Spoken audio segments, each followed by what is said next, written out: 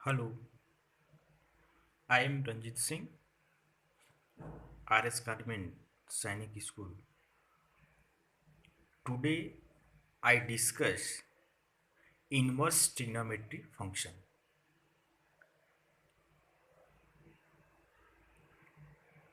पिछली क्लासेस में आप पढ़ चुके हैं कि ट्रिग्नोमेट्री फंक्शन क्या होता है।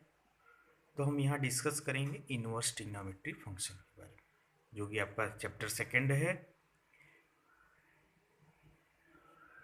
तो कि यदि कोई फंक्शन f सेट a से b में वह एक ट्रिग्नोमेट्री फंक्शन हो, तो उस ट्रिग्नोमेट्री फंक्शन का इन्वर्स निकालना है। तो पिछले लेक्चर में हमने आपको बताया है किसी भी फंक्शन का इन्वर्स निकालने के लिए उस फंक्शन का जो है इनवर्टेबल होना आवश्यक है। इनवर्टेबल मीन्स वह function one one onto हो जाए, तभी हम उस फंक्शन का इन्वर्स निकाल सकते हैं। अगर वह फंक्शन इन्वर्टेबल नहीं हो या वन वन ऑन टू नहीं हो तो उसका इन्वर्स नहीं निकाल सकते हैं। जैसे find F inverse, it is possible if F is invertible that is one one on to.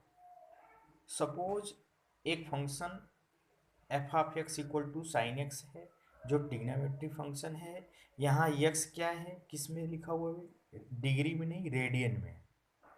इस साइन एक्स का डोमेन हमने आपको बताया है, साइन एक्स का डोमेन क्या होता है, रियल नंबर, और रेंज क्या होता है, क्लोज इंटरवल -1 से +1। और इसका ग्राफ क्या है, कई बार हमने आपको बताया है। इसका ग्राफ क्या है, जैसे हम ये एक्स एक्सिस ले लेते हैं और यह वाई एक्सिस ले लेते हैं। तो एक्स एक्सिस पे जैसे देखिए साइन जीरो की वैल्यू जीरो होती है, और साइन अगर यहाँ पाई करते हैं तो यहाँ पाई/2 होगा, तो पाई/2 की वैल्यू क्या हो जाएगी, 1 हो जाएगी। पाई की वैल्यू क्या हो जाएगी, 0 हो जाएगी। इसलिए 3 पाई/2 की वैल्यू -1 हो जाएगी और 2 पाई की वैल्यू 0 होगी। इसी तरह हम लेफ्ट हैंड साइड भी देख सकते हैं कि अगर हम कहें कि -पाई/2 की वैल्यू -1 होगी और -पाई की वैल्यू 1 होगी, -3 पाई/2 की वैल्यू +1 होगी, -2 पाई की वैल्यू 0 होगी। ठीक, अब इस फंक्शन का हमको इन्वर्स निकालना है। यह साइन एक्स है, इसका हमको इन्वर्स निकालना है। तो देखिए आपके टेक्स्ट बुक में दिया हुआ है, उस ग्राफ को थोड़ा समझने की कोशिश करिए। हम जो है आपको उसको दिखा रहे हैं। जैसे ही आपको इसमें दिया हुआ है कि ये साइन एक्स का ग्राफ है। अगर इस साइन एक्स के ग्राफ को, जो आपका एक्स एक्सिस पे जो ग्राफ था, अगर हम उसको वाई एक्सिस पे बना दें, और जो वाई एक्सिस पे अगर उसको एक्स एक्सिस पे बना दें, जैसे यहाँ बनाया हुआ है, ये देखिए ये आपको बनाया हुआ है।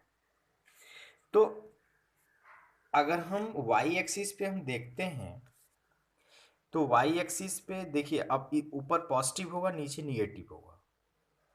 तो हम ये कहते हैं जीरो है या पाई है या 2 पाई है, फिर 3 पाई है। तो देखिए जीरो पाई पे क्या, जीरो पे जीरो होता है। अब अगर बीच में पाई/2 है तो उसकी वैल्यू 1 होती है, तो पॉजिटिव इस साइड होगा तो यहाँ 1 हो गया। अब पाई पे 0 हो गया, 3 पाई/2 पे -1 हो गया, 2 पाई पे 0 हो गया। उसी तरह यह कर्व आपका बना हुआ है। तो अब यह फंक्शन, अब इनवर्स इसका निकालना है, तो क्या यह 1 1 ऑन टू है। तो 1 1 ऑन टू के लिए हमने आपको बताया था कि अगर कोई फंक्शन 1 1 तब होगा, पहले ये देखिए क्या यह फंक्शन है। तो फंक्शन के लिए हमने आपको बताया था कि any line parallel to Y axis, any line parallel to Y axis cut only one point, एक ही पॉइंट पे कट करना चाहिए तभी वो फंक्शन होगा। तो जैसे अगर हम यहाँ parallel to Y axis draw करते हैं तो देख रहे हैं कई पॉइंटों पे कट कर रहा है, इसलिए यह फंक्शन नहीं होगा। तो जब फंक्शन नहीं है तो इनवर्स कैसे निकाला जा सकता है। तो उसी को किया क्या गया है कि यहाँ देखिए डार्क बनाया है पाई/2 और यहाँ -पाई/2, यह डार्क लाइन बनी हुई है।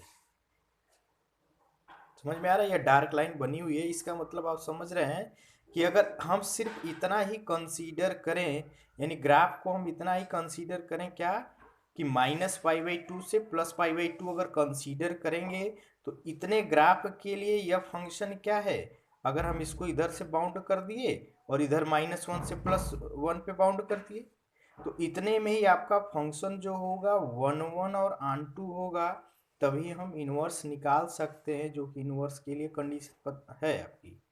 तो बस इतना ही लेंगे। तो इसलिए इन्वर्स ट्रिग्नोमेट्री का जो डोमेन होगा -1 से +1 होगा, और जो रेंज हम कहते हैं वो -π/2 से +π/2 है। ठीक, जैसे आपको ये दिया हुआ है, चार्ट दिया हुआ है,